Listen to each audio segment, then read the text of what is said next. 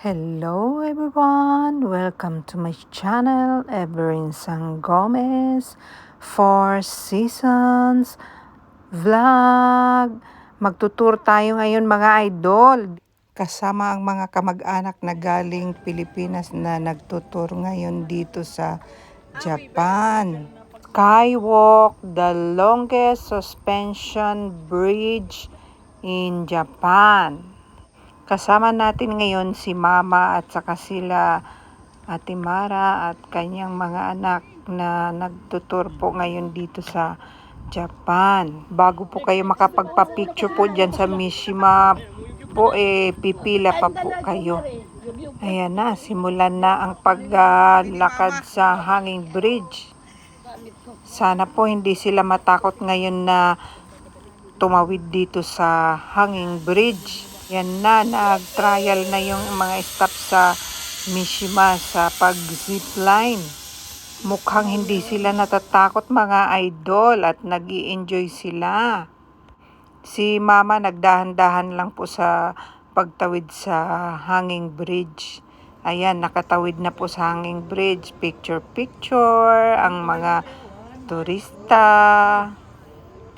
Madami po ngayong tao dito mga idol dahil Sunday po at yung nagpasyalan din po ang mga tao.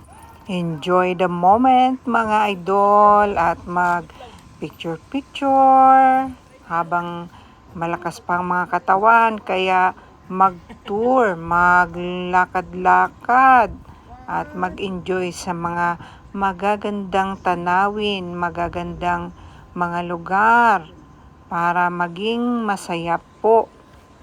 Kaming mag-asawa, pangatlong punta na po namin dito sa Mishima. Kaya pagka may bisita po kami, dinadala na po namin dito sa Mishima. Sinishare po namin yung lugar na napuntahan na po namin.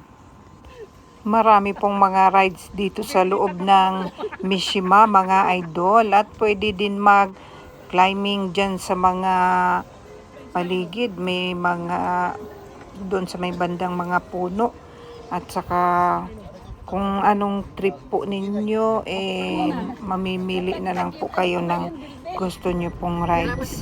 Ay, wala pa pala. Nagutom na po ang mga bisita mga idol at kakain na muna tayo.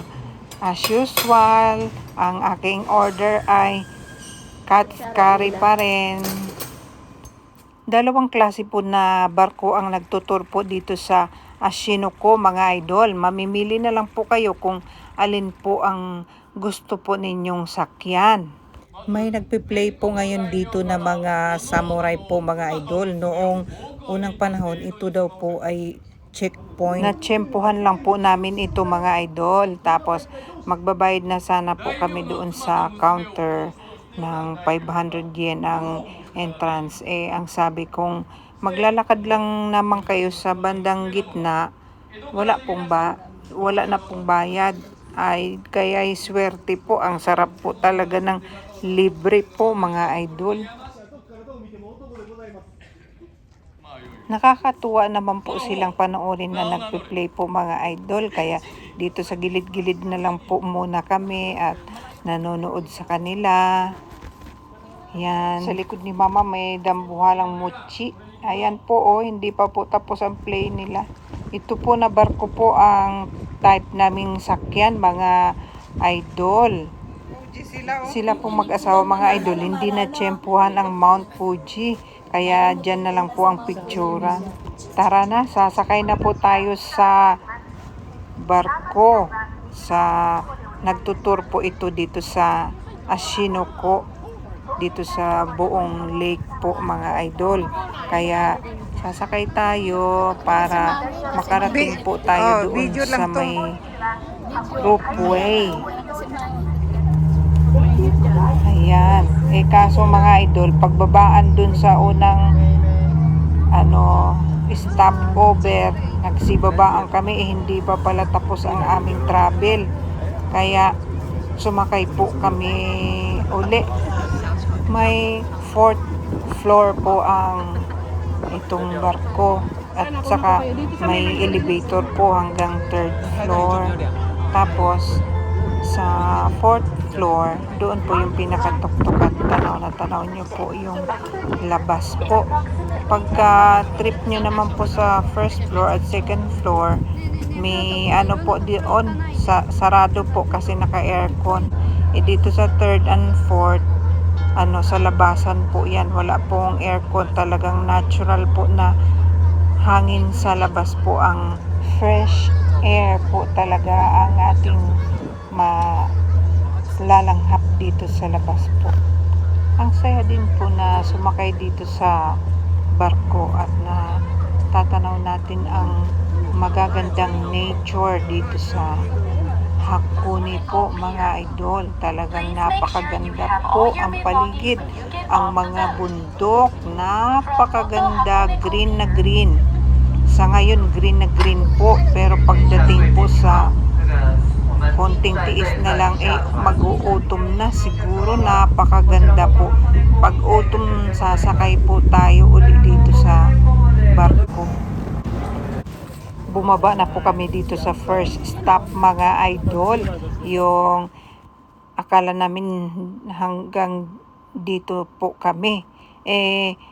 Sabi ng asawa ko, hindi daw po kasi hanggang sa may ropeway daw po ang aming biyahe.